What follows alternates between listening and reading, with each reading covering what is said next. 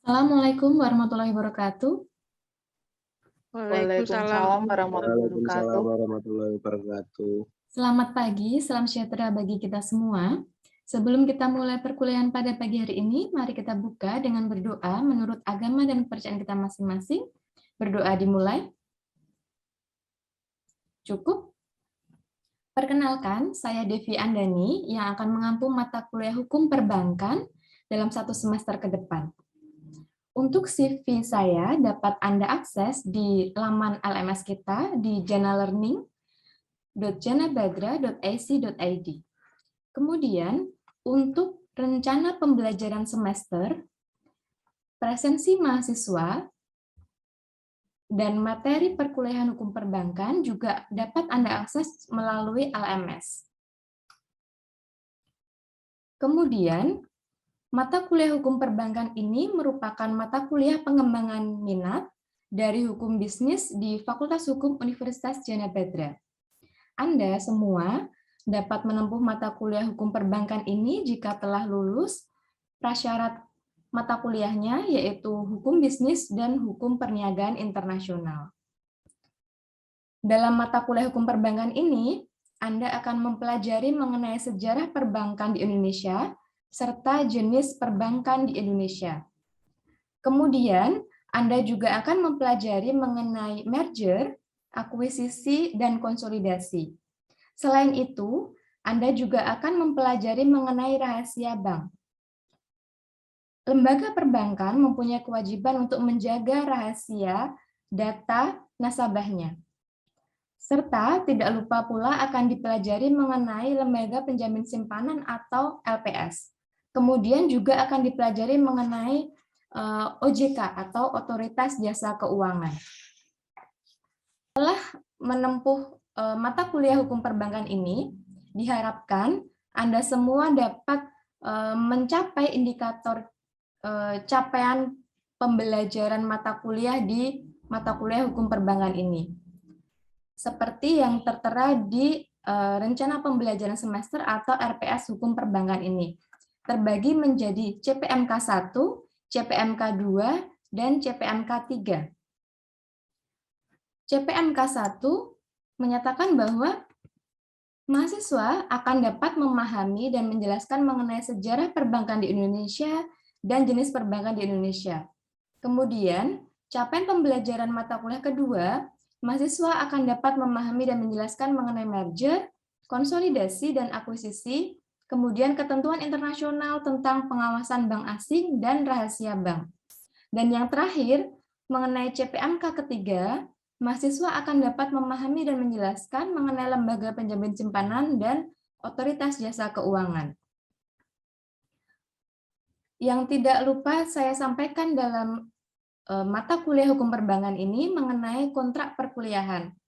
Dalam kontrak perkuliahan, disepakati bahwa sistem penilaian mata kuliah hukum perbankan ini meliputi tugas individu berupa 15%, kemudian tugas kelompok dengan pembobotan 15%, kemudian keaktifan diskusi 10%, UTS dan UAS masing-masing sebesar 30%. Hal itu sesuai dengan kontrak perkuliahan yang kita sepakati.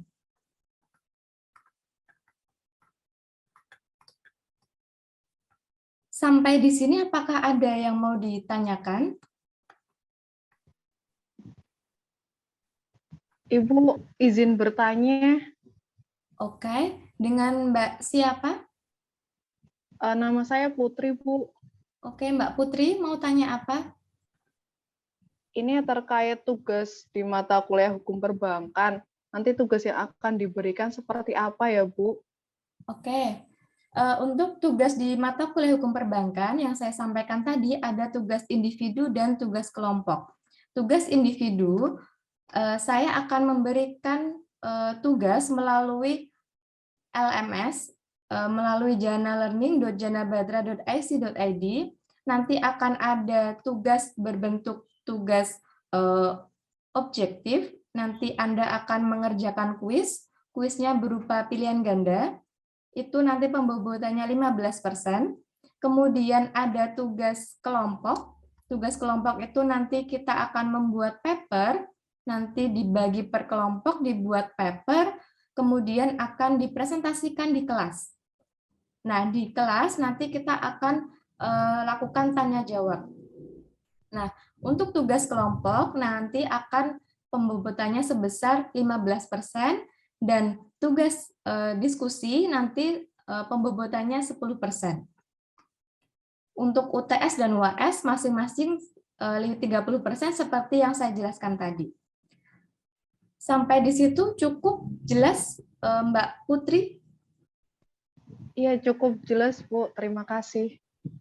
Untuk referensi atau buku pegangan yang dapat Anda gunakan dalam mata kuliah hukum perbankan ini, Anda dapat membaca sebelum perkuliahan dimulai, antara lain buku dari Prof. Neni Sri Imaniati yang berjudul Pengantar Hukum Perbankan Indonesia, kemudian ada buku dari Adrian Sutedi yang berjudul Hukum Perbankan, kemudian ada buku dari Hermansyah dengan judul bukunya Hukum Perbankan Nasional Indonesia, dan yang terakhir ada buku dari Agus Trianta yang berjudul Hukum Perbankan Syariah. Silahkan Anda dapat mencari buku-buku tersebut baik di perpustakaan ataupun di tempat lain. Kemudian masuk ke materi. Sebelumnya akan saya jelaskan dulu mengenai apa itu lembaga keuangan. Lembaga keuangan terbagi menjadi lembaga keuangan bank, lembaga keuangan bukan bank, dan lembaga pembiayaan. Lembaga keuangan bank adalah lembaga yang kegiatannya menarik dana dari masyarakat, dan dia merupakan perantara dari pihak yang memiliki kelebihan dana, kemudian ditransferkan kepada pihak yang mempunyai kekurangan dana. Itu yang dinamakan lembaga keuangan bank. Sedangkan lembaga keuangan bukan bank, dia adalah badan usaha yang melakukan suatu kegiatan di bidang keuangan dengan cara menghimpun dana dan mengeluarkan kertas berharga untuk menyalurkannya membayar investasi perusahaan. Sedangkan lembaga pembiayaan, dia adalah badan usaha yang melakukan kegiatan pembiayaan dalam penyediaan dana dan atau barang modal dengan tidak menarik dana secara langsung dari masyarakat. Kalau tadi lembaga keuangan bank, dia ada fungsi untuk menarik dana dari masyarakat, sedangkan lembaga pembiayaan, dia tidak memiliki dana untuk menarik dana dari masyarakat. Nah, sedangkan lembaga keuangan bank itu terbagi menjadi dua. Ada bank umum dan ada bank perkreditan rakyat atau sering kita sebut sebagai BPR. Kemudian lembaga keuangan bukan bank, di sini ada asuransi, ada pasar modal, dan ada pegadaian. Kemudian sedangkan lembaga pembiayaan, di sini ada leasing dan modal ventura. Kemudian saya akan jelaskan mengenai perkembangan perbankan syariah di Indonesia. Perbankan syariah di Indonesia itu mulai hadir di tahun 1998. Meskipun di dunia fase awal perkembangan perbankan syariah itu dimulai di tahun 1972 sampai dengan 1975. Jauh lebih dulu ada hukum perbankan atau perbankan syariah di dunia. Meskipun di Indonesia mayoritas penduduknya beragama apa di Indonesia? Agama di Indonesia adalah beragama Islam, ya kan? Meskipun perbankan yang selalu ada di Indonesia, kemudian perbankan yang besar yang tumbuh di Indonesia adalah perbankan konvensional. Perbankan syariah itu baru hadir di era 98, di era 2000-an. Ketika krisis moneter terjadi di tahun 98, dan kemudian perbankan konvensional tidak mampu bertahan untuk menerpa badai menerpa badai krisis moneter tersebut. Nah, di awal 72 sampai 75 itu pendirian bank syariah pertama ada di mana? Ada di Dubai Islamic Bank. Kemudian menyebar sampai di Mesir, kemudian di Sudan, dan kemudian Kuwait, dan lain sebagainya. Nah, kemudian di fase yang kedua, dia ada fase perluasan. Fase perluasan di tahun 1976 sampai 1980. Dia penyebarannya mulai ke Timur Tengah, kemudian ke Malaysia dan ke Eropa. Sudah merambah nih ke Eropa. Padahal kalau kita lihat di Eropa, mayoritas agamanya adalah bukan Islam. Tetapi di sana perbankan syariah juga eksis. Nah, kemudian di fase yang ketiga adalah fase pematangan.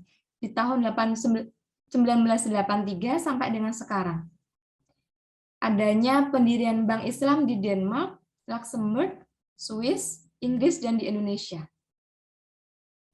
Kemudian setelah itu, setelah adanya perbankan syariah di Indonesia, maka dibuat dasar hukum adanya perbankan syariah di Indonesia. Yang pertama, hadir Undang-Undang Nomor 7 Tahun 92 tentang perbankan. Ini dasar dari perbankan syariah yang pertama.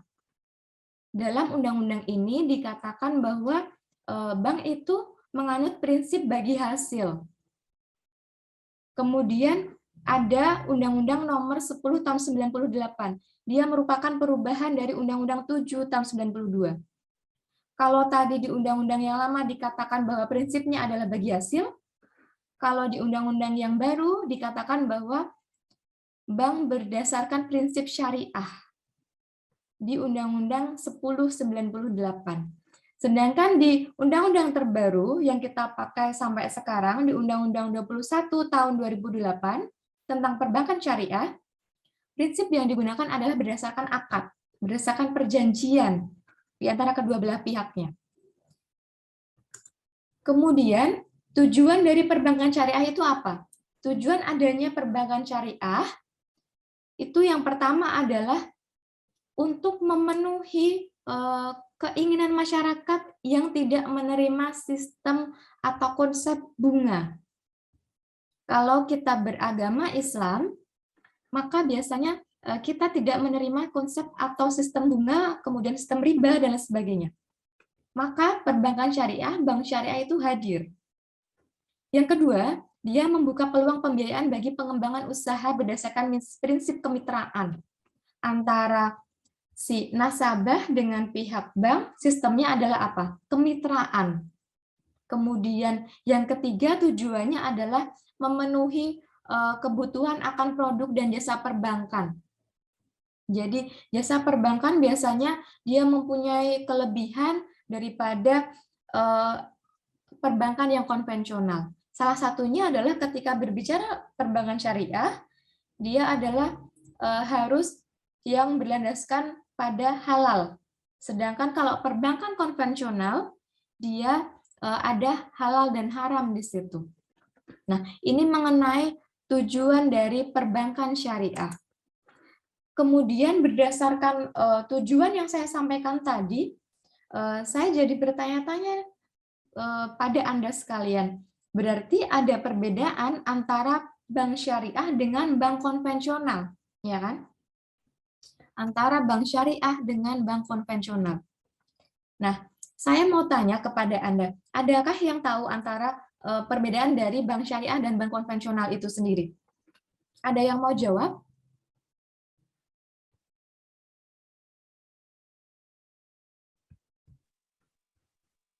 Bu, saya mau coba menjawab. Oke. Dengan Mbak siapa? Miftah. Bisa dihidupkan kameranya, Mbak? Oh iya. Oke, Mbak Miftah. Silahkan. Jadi perbedaannya itu kalau bank syariah, dia berdasarkan margin keuntungan atau bagi hasil. Sedangkan kalau bank konvensional itu memakai perangkat bunga. Yang kedua, hubungan hukum bank dan nasabah itu kemitraan untuk yang bank syariah. Kalau bank konvensional, hubungan hukum nasabah dan bank itu debitor sama kreditor. Oke, ada lagi Mbak Miftah? Mungkin itu dulu, Bu.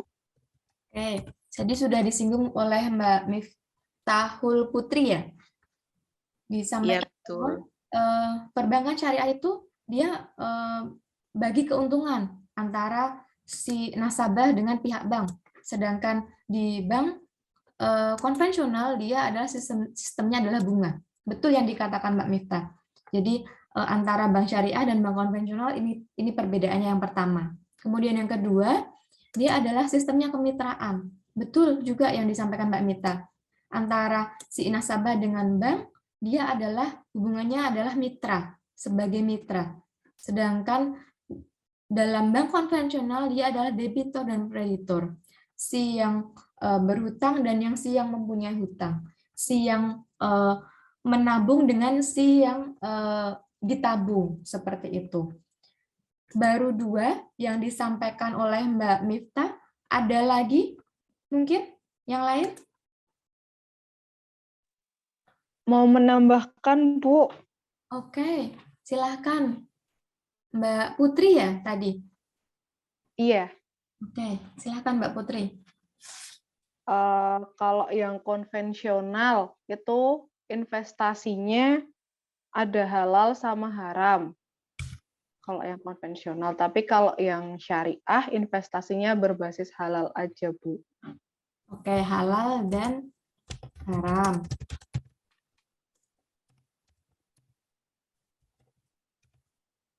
Betul yang dikatakan Mbak Putri. Kalau di bank syariah itu hanya menerima akad atau perjanjian yang berbentuk halal. Sedangkan kalau di bank konvensional tidak melihat itu halal atau haram, yang penting syarat perjanjian terpenuhi. Syarat perjanjian balik lagi ke pasal berapa? Pasal 1320 KUH Perdata. Ya kan? Itu syarat perjanjian yang harus dipenuhi. Nah, kemudian setelah tiga ini saya tambahkan, kalau di perbankan syariah itu ada yang namanya Dewan Pengawas Syariah atau kita sebut DPS, Dewan Pengawas Syariah, sedangkan di bank konvensional itu tidak ada. Jadi tugas DPS itu apa? Dia adalah untuk mengawasi jalannya perbankan syariah itu sendiri. Sedangkan di bank konvensional dia tidak ada Dewan Pengawas Syariah, pertanggungjawabannya langsung kepada Otoritas Jasa Keuangan. Nah, kemudian setelah ada perbedaan antara bank syariah dan bank konvensional, saya mau tanya sedikit nih, apa sih keuntungan dari menggunakan produk perbankan syariah? Ada yang bisa jawab nggak? Berdasarkan ini tadi nih perbedaannya, ada keuntungan nggak pakai produk perbankan syariah? Ada, Bu. Ya, Mbak Miftah ya? Iya, Bu.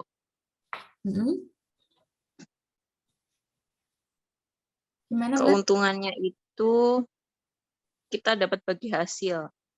Oke, ya. Karena di bank syariah itu marginnya adalah bagi hasil, maka antara pihak nasabah dan pihak bank itu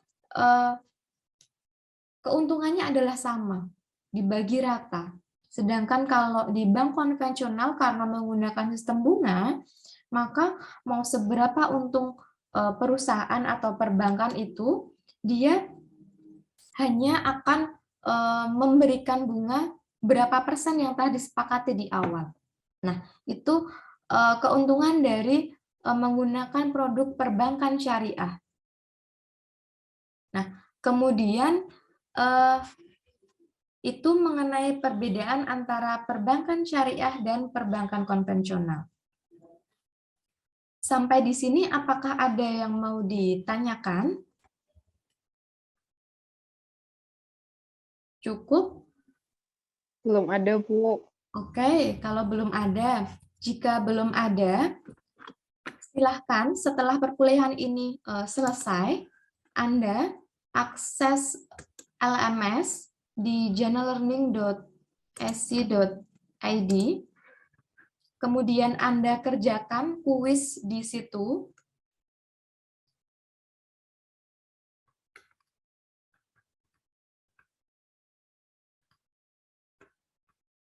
Silahkan Anda kerjakan kuis pertama di sini.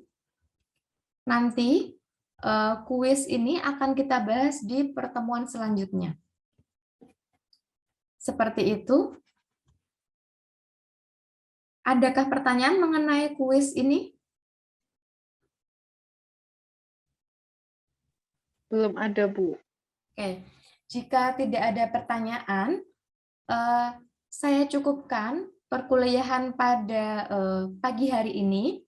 Sebelum kita tutup perkuliahan pada pagi hari ini, kita berdoa menurut agama dan kepercayaan kita masing-masing. Berdoa dimulai. Cukup. Saya mohon maaf jika ada salah dan hilaf dalam menyampaikan perkuliahan pada pagi hari ini. Saya tutup. Wassalamualaikum warahmatullahi wabarakatuh. Waalaikumsalam warahmatullahi wabarakatuh. Terima kasih, Bu. Ya, sama-sama.